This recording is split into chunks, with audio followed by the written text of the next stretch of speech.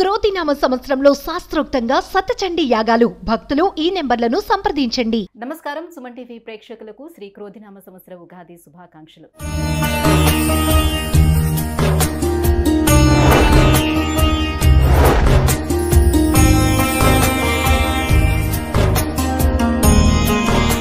ఈ క్రోధినామ సంవత్సరం ద్వాదశ రాశుల వారికి ఎలా ఉండబోతుంది, అలాగే ఈ సంవత్సరం మొత్తం మీద నవగ్రహాల స్థితిగతులు ఏ రకంగా ఉన్నాయి అనే విషయాన్ని తెలియజేసేందుకు మనతో పాటు ఉన్నారు జ్యోతిష్య రత్న, జ్యోతిష్య చక్ర వైభవ నిపుణ డాక్టర్ రాళ్లపల్లి రవికుమార్ గారు. గురుగారు నమస్కారం అండి. నమస్కారం. గురుగారు, ద్వాదశ రాశులకి ఏ రకంగా ఉండబోతుందో తెలుసుకునే ముందు ఈ సంవత్సరం అంతా కూడా ఆ ద్వాదశ రాశుల వరకు నవగ్రహాలు ఎక్కడెక్కడ ఉన్నాయి ప్లేసింగ్? తప్పకుండా. శరదిందు సమాకారే పరబ్రహ్మ స్వరూపిణి వాసరాపీఠ నిలయే సరస్వతి నమోస్తుతే. సుమన్ టీవీ ప్రేక్షకులకు శ్రీ క్రోధినామ సంవత్సర ఉగాది శుభాకాంక్షలు. ముఖ్యంగా నవగ్రహాలంటే మామూలుగా బుధుడు కానివ్వండి, రవి కానివ్వండి, అవన్నీ 20 రోజులకి మారుతుంటాయి ఒక రాశి నుంచి ఇంకో రాశికి. అలాగే శుక్రుడైనా 20 రోజులు మారుతాడు, కుజుడు 45 రోజులు, రవి నెలనాడు. కాబట్టి ముఖ్యంగా మనం తీసుకోవాల్సిన గ్రహాలు మటుకు 4 అండి. ఒకటేమో గురు, సంవత్సర కాలం అక్కడే ఉంటారు కాబట్టి. రాహుకేతులు ఏడార్థానికి ఒకసారి మారుతారు కాబట్టి. నెక్స్ట్ వచ్చేసి శని వచ్చేసి 2.5 సంవత్సరాలకు ఒక రాశి నుంచి ఇంకో రాశిలోకి మారుతారు కాబట్టి. ముఖ్యంగా మనం గోచారం చూసినప్పుడు, సంవత్సర ఫలితాలు చూసుకున్నప్పుడు మటుకు గురువు, శని, రాహు, కేతుల పొజిషన్ ఈ సంవత్సరం అంతా ఎక్కడ ఉన్నాయో చెప్పుకుంటే సరిపోతుంది. ఎందుకంటే మనం ఏం గోచారం చెప్పుకున్నా కూడా ముఖ్యంగా ఆ 4 గ్రహాలని బేస్ చేసుకుని చెప్పాలి. ముఖ్యంగా గురువు వచ్చేసి మనకి 1/5/2024 నుంచి వృషభ రాశిలోకి గురువు సంచరిస్తాడు. సో గురువు అక్కడ ఉంటాడన్నమాట ఈ సంవత్సర కాలం వృషభ రాశిలో. నెక్స్ట్ వచ్చేసి రాహు ఆల్రెడీ మనకి మీన రాశిలో ఉన్నారండి ఈ సంవత్సరం. అంటే నెక్స్ట్ ఏడాది దాకా కూడా రాహు అక్కడే ఉంటాడు సంవత్సరం అంతా. కేతు వచ్చి మనకి కన్యా రాశిలో ఉంటారు సంవత్సర కాలం అంతా. ఇంకా శని వచ్చేసి ఆల్రెడీ స్వస్థానమైన కుంభరాశిలో స్వస్థానంలోనే ఈ సంవత్సరం అంతా ఉంటాడు. ముఖ్యంగా మనకి అందరూ అంటారు గురువు అంటే మామూలుగా గురువు మారుతూ ఉంటాడు, డేట్స్ ఎలా తెలుసుకోవాలని. సాధారణంగా ఎందుకంటే గురువు ఇంపార్టెంట్. ఎందుకంటే దైవబలం, దైవానుగ్రహం సంబంధించిన అది గ్రహం వచ్చేసి గురువు. ఎలాంటి శుభకార్యాలు జరిగినా, అంటే ముఖ్యంగా ఒక చిన్నపిల్లాడు 10th క్లాస్ ఎగ్జామ్ పాస్ అయ్యాడు, అయితే ఇంటర్లో చేరుతున్నాడు అడ్మిషన్, అంటే ఇంజనీరింగ్లో చేరుతున్నాడు, అంటే మాస్టర్స్ చేస్తున్నాడు, అయితే మెడిసిన్ చేస్తున్నాడు. అలాగే ఉద్యోగం, ఫస్ట్ ఉద్యోగం, ప్రమోషన్, అలాగే గృహం, వాహనం, వివాహం, సంతానం, ఇవన్నీ కూడా చేరాలంటే కనుక గురుబలంతో సాధ్యం. అంటే గురువు ప్రతి సంవత్సరం ఒక రాశిలో ఉంటాడన్నమాట. కాబట్టి ఆ గురువు ఆ సంవత్సర కాలంలో ఆ రాశుల వాళ్ళకి 2వ స్థానంలో ఉన్నాడా, 5వ స్థానంలో ఉన్నాడా, 7వ స్థానంలో ఉన్నాడా, 9వ స్థానంలో ఉన్నాడా, 11వ స్థానంలో ఉన్నాడో చూడాలి. సో 2, 5, 7, 9, 11 స్థానాలు శుభ ఫలితాన్ని ఇస్తాడు గురువు. సో మన రాశి నుంచి ఎక్కడైతే ఉంటాడు. కాబట్టి ఆ గురువు అనేవాడు ఎప్పుడు మారుతాడని ఎలా తెలుసుకోవచ్చు అంటే పుష్కరాలు ఎప్పుడైతే స్టార్ట్ అవుతాయో ఆ రోజు నుంచి మనకి గురువు వేరే రాశిలోకి మారినట్టమాట. సో ఈ సంవత్సరం నర్మదా నది పుష్కరాలు స్టార్ట్ అవుతున్నాయి. అది కూడా 1 మే నుంచి స్టార్ట్ అవుతున్నాయి. కాబట్టి 1 మే నుంచి గురువు వృషభ రాశిలోకి ప్రవేశించి సంవత్సర కాలం అంతా అక్కడ ఉంటాడు.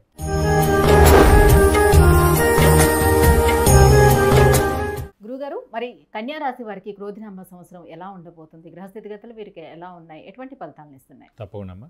కన్యారాశి అనగానే మనకి ఉత్తర 2, 3, 4 పాదాలు, హస్త 1, 2, 3, 4 పాదాలు, చిత్త 1, 2 పాదాలు, ఈ సమూహం వచ్చేసి మనకి కన్యారాశిలోకి వస్తాయి. కన్యారాశి వారు మటుకు ఖచ్చితంగా చాలా బాగుందనే చెప్పుకోవాలి. ఎందుకంటే ముఖ్యంగా భాగ్యస్థానంలో గురువు ప్రవేశిస్తున్నాడండి 1 మే నుంచి. ఈనాడు గురుబలం లేక చాలా కష్టాలు అనుభవించారు. శుభాలు ఇంట్లో జరక్క, అలాగే ఆర్థికంగా, ఆరోగ్యపరంగా, నేమ్ అండ్ ఫేమ్ వైజ్ అన్ని రకాలుగా కూడా చాలా నష్టపోయారు ఒక ఏడాది నుంచి. వారందరూ కూడా శుభ పరిణామం అని చెప్పుకోవచ్చు. భాగ్యస్థానంలో గురువు సంవత్సర కాలం అంతా ఉంటారు. తర్వాత కూడా దశమ స్థానంలో సంవత్సర కాలం, తర్వాత లాభస్థానంలో సంవత్సర కాలం. సో కన్యారాశి వారికి 3 సంవత్సరాలు గోల్డెన్ పీరియడ్ అని చెప్పుకోవచ్చు. ముఖ్యంగా ఇప్పుడు ఈ సంవత్సరం మటుకు శని కూడా 6వ స్థానంలో ఉన్నాడు. 3, 6, 11 స్థానాలు చాలా ఉత్తమం శనికి. సో 6వ స్థానంలో శని పరిపూర్ణమైన ఫలితాలను ఇస్తాడు. మనకి భాగ్యస్థానంలో గురువు పరిపూర్ణ ఫలితం ఇస్తారు. ఒక రాశిలో మటుకు మనకి కేతు ఉన్నాడు. సో స్ట్రెస్, స్ట్రెయిన్, మానసిక ఆందోళన కామన్గా ఉంటుంది. కానీ ఎప్పుడైతే మిగతా బలాలు ఉన్నాయో ఇవంత చెడు చేయవు, అంత బాధించేవి కాదు. దాని గురించి అంత పట్టించుకోవాల్సిన అవసరం కూడా లేదు. కాబట్టి గురుబలం పరిపూర్ణంగా ఉంది కాబట్టి శుభ ఫలితాలను ఖచ్చితంగా ఇస్తారు. సో శ్రమ, కాలం, ధనం వ్యర్థం కాకుండా ఉంటుంది. అవసరానికి డబ్బులు సమకూరుతాయి, రావాల్సిన బాకీలు వసూలు అవుతాయి. స్పెక్యులేషన్స్ కలిసి వస్తాయి, షూరిటీస్ పెట్టవచ్చును, మధ్యవర్తిత్వం వహించవచ్చును. అలాగే ఇంట్లో పెద్దవాళ్ళు, చిన్నపిల్లలు, అలాగే మీ ఆరోగ్యం కూడా చాలా బాగుంటుంది. శుభకార్యాలు మీరు తప్పకుండా చేస్తారు, మీ ఇంట్లో శుభకార్యాలు కూడా జరుగుతాయి. ఖచ్చితంగా వాహనం కొనేందుకు అవకాశాలు ఎక్కువగా ఉన్నాయి. అలాగే గోల్డ్ కూడా ఖచ్చితంగా కొంటారు. గురువుల్ని దర్శిస్తారు, తీర్థయాత్రలు చేస్తారు, గురుగారి యొక్క బ్లెస్సింగ్స్ మీరు పొందుతారు. ఎందుకంటే భాగ్యస్థానం అంటే 9వ స్థానం మనకి ముఖ్యంగా దేవుడి స్థానం అండి. సో మనం దేవుడు అంటే దేవుని కానివ్వండి, గురువు గారిని కానీ, ఇవన్నీ కూడా స్థానం వచ్చేసి 9వ స్థానం అండి. పితృస్థానం, ఫాదర్ స్థానం కూడా 9th హౌస్. సో తండ్రికి కూడా చాలా మంచి, కన్యారాశి వారు ఇప్పుడు ఎవరైతే ఉన్నారో వారి తండ్రికి కూడా ఈ సంవత్సర కాలం చాలా బాగుంటుంది. ఇది కాకుండా ఆరోగ్యపరంగా, ఆయుష్ పరంగా, ఇది కాకుండా ఉద్యోగస్తులు కూడా చాలా బాగుంటుంది. ఎందుకంటే శని 6వ స్థానంలో స్వస్థానంలో ఉన్నాడు కాబట్టి నిరుద్యోగులకు ఉద్యోగం రావడం, ఉద్యోగస్తులకు promotions, name and fame, boss నుంచి మనన, అలాగే ఫారెన్ టూర్స్ కానీ, విజిట్స్ కానీ, అసైన్మెంట్స్ కానీ, ఇవన్నీ కూడా కలిసి వస్తాయి. గృహయోగం చెప్పుకోవాలి, ముఖ్యంగా గృహం అన్నారు కాబట్టి మన లగ్నం నుంచి భాగ్యస్థానం కానీ, మన లగ్నం నుంచి చతుర్థ స్థానం కానీ, అలాగే మన రాశి నుంచి చతుర్థ స్థానం కానీ, మన రాశి నుంచి భాగ్యస్థానంలో కానీ గురువు ప్రవేశించినప్పుడు సంవత్సర కాలం పాటు ఉంటాడు కాబట్టి ఆ సంవత్సర కాలం లోపల ఖచ్చితంగా స్థలం కానీ, ఇల్లు కానీ, పొలం కానీ ఖచ్చితంగా కొంటాం. స్థలం లేనివాడు స్థలం కొంటారు, స్థలం ఉన్నవాళ్ళు ఇల్లు కడతారు, ఇల్లు ఉన్నవాళ్ళు పైన ఫ్లోర్ వేయచ్చు. ఇవన్నీ 2 ఉన్నవాళ్ళు ఇంకో స్థలం కానీ, ఇల్లు కానీ కొనవచ్చు, లేదంటే పొలం కూడా కొనవచ్చు. సో ప్రస్తుతం కన్యారాశి వారికి భాగ్యస్థానంలో గురువు వచ్చాడు. సో ఫస్ట్ మే తర్వాత ఖచ్చితంగా వీళ్ళకి గృహయోగం 100% ఉంటుందని చెప్పుకోవాలి. ఇతర సంతాన యోగం ఖచ్చితంగా ఉందండి. ఎందుకంటే ఇందాక కూడా చెప్పుకున్నాం, గురుబలం అనేది ద్వితీయం 2వ స్థానం, పంచమం 5వ స్థానం, సప్తమం 7వ స్థానం, భాగ్యం 9వ స్థానం, లాభం 11వ స్థానం. ఈ స్థానాల్లో ఎప్పుడు గురువున్నా కూడా నిరుద్యోగులకు ఉద్యోగం రావడం, అవివాహితుల వివాహం అవడం, సంతానం లేని వారి సంతానం కలగడం, వాహనం కొనడం, బంగారం కొనడం, ఇంట్లో అమ్మాయి కానీ అబ్బాయి కానీ వివాహం చేయడం, ఇవన్నీ కూడా చేయొచ్చు అన్నమాట. మొత్తం కన్యారాశి వారికి ఓవరాల్గా బాగుంది 100%. అంటే ఫస్ట్ మేషం అనుకున్నాం, తర్వాత కన్యా. ఫస్ట్ మేషరాశి అత్యుత్తమంగా ఉంది ఈ సంవత్సరం, తర్వాత కన్యారాశి వరకు అండి. ఇక్కడ ఖచ్చితంగా సంతానం కలిగేందుకు అవకాశాలు 100% ఉన్నాయి. ఇంకా ఎటువంటి దైవారాధన చేసుకోవాలి, ఎలాంటి పరిహారం? వీరు మటుకు ప్రస్తుతం రాశిలో కేతు ఉన్నాడు కాబట్టి వినాయకుడిని ఎక్కువగా పూజించాలండి ఈ సంవత్సర కాలం. అలాగే ప్రతి బుధవారం వినాయకుడి టెంపుల్కి వెళ్ళి 41 ప్రదక్షిణాలు చేయడం, అలాగే ప్రతిరోజు వినాయకుడు అష్టోత్తరం చదువుకుంటే చాలా మంచిది. అలాగే వీలైతే కేతువుకి 7000 సార్లు జపం చేయించి ఉలవలు కేజింపో ఒక 1000 రూపాయల వర్త్ గోల్డ్ ఐటమ్ బ్రాహ్మణుడికి దానం ఇస్తే కనుక దోషం ఎలాంటిదైనా సరే తప్పకుండా అన్నీ తొలగిపోతాయి. ముఖ్యంగా స్ట్రెస్ స్ట్రెయినే ఉంటుందండి. ఎందుకంటే రాశి అంటే చంద్రుడిని కరెక్ట్గా కేతు కలిసి ఉన్నాడు, అంటే గ్రహణం పీరియడ్ అన్నమాట. మీరు ఎంత మంచివారైనా, ఎంత హెల్పింగ్ నేచర్ ఉన్నా, ఎంత దైవబలం ఉన్నా, ఎంత టాలెంటెడ్ ఉన్నా మీకు గ్రహణం పట్టిన పీరియడ్ అన్నమాట. సో చంద్రుడు ఎక్కడైతే ఉన్నాడో అక్కడ కేతు ఉన్నాడు కాబట్టి మనది ఏవి కూడా బయటపడవు. ఎంతో మంచివాడు అనుకుంటారు, వాడు ఏంటి అలా అయ్యాడు, అలా వేస్ట్ ఫెలో ఎందుకు అయిపోయాడు, లేకపోతే ఎందుకు అలా తిడుతున్నాడు, ఎందుకు అలా ఉన్నాడు అని అంటూ ఉంటారు. అందరూ కూడా ఇదేమాట. జాతకంలో అయినా చంద్రుడితో కేతు కలిస్తే ఇలాగే ఉంటుంది, అలాగే రవితో కేతు కలిస్తే ఇలాగే ఉంటుంది. అలాగే చంద్రుడు సాధారణంగా శనితో కలిస్తే కూడా విపరీతమైన ఆలోచన. చంద్రుడు ఒక్కడు మనస్కారకుడు, బుద్ధికారకుడు అండి, చాలా సాఫ్ట్ అనమాట.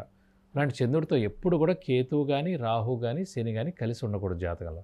కలిసి ఉంటే ఎప్పుడు టెన్షన్, స్ట్రెస్, స్ట్రెయిన్ ఉంటుంది. అలాగే చంద్రుడు మాతృకారకురాలు కాబట్టి ఎప్పుడు తల్లికి కూడా స్ట్రెస్, స్ట్రెయిన్, మానసిక ఆందోళన. తల్లి ప్రాబ్లం ఆల్రెడీ ఉంటే కనుక పిల్లల జాతకంలో అది కనిపిస్తుంది. తల్లి చాలా ప్రాబ్లమ్స్లో ఉందండి, కొడుకు కానీ కూతురు కానీ జాతకం తీసుకొని ఖచ్చితంగా చంద్రుడు కేతుతో కానీ, శనితో కానీ, రాహుతో కానీ కలిసి ఉంటాడు. అది బట్టి చెప్పేసామంట. పాపం ఆవిడ చాలా స్ట్రెస్ఫుల్ లైఫ్ లీడ్ చేసింది, చాలా అవమానాలు పొందింది, చాలా కష్టపడి పెంచాల్సి వచ్చింది పిల్లల్ని. చంద్రుడు రాహు, చంద్రుడు కేతువు, చంద్రుడు శని, శని, ఈ 3 కూడా చంద్రుడితో కలిసి ఉండకూడదు. కలిసి ఉంటే స్ట్రెస్, స్ట్రెయిన్, మానసిక ఆందోళన ఎప్పుడు గ్రహాలు కలిసి ఉండదు. వీళ్ళకి ఉంటుంది, తల్లికి కూడా ఉంటుంది. చంద్రుడు మాతృకారకురాలు కాబట్టి ఇప్పుడు అది గ్రహణం పీరియడ్ అన్నమాట. అలాగే జాతకంలో కూడా చంద్రుడు కేతుతో కలిసి అనుకోండి లైఫ్లో, అంటే వాడు గ్రహణం టైంలోనే పుట్టినట్టు ఇంచుమించుగా. చంద్రుడితో కేతువు కలిసినా, చంద్రుడితో రాహు కలిసినా కూడా ఒక గ్రహణ సమయంలో పుట్టినట్టు.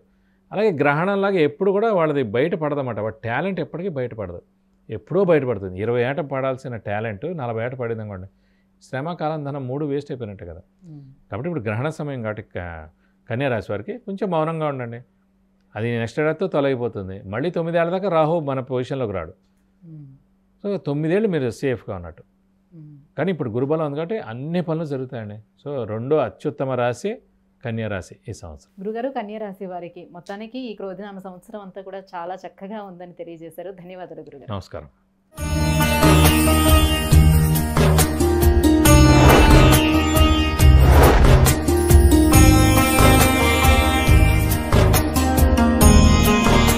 విద్య, ఉద్యోగం, విదేశీయానం, వివాహం, వాహన యోగం, గృహయోగం, సంతానం, ఆరోగ్యం వీటన్నిటి గురించి తెలుసుకోవాలంటే గురుగారు అపాయింట్మెంట్ కోసం కింద స్క్రోల్ అవుతున్నటువంటి నెంబర్లకి మిస్ కాల్ ఇవ్వండి, లేదంటే మెసేజ్ చేసి అపాయింట్మెంట్ తీసుకోవచ్చు. సుమన్ టీవీలో మీ పర్సనల్ అండ్ బిజినెస్ ప్రమోషన్స్ కోసం కింది నెంబర్కి కాంటాక్ట్ చేయండి.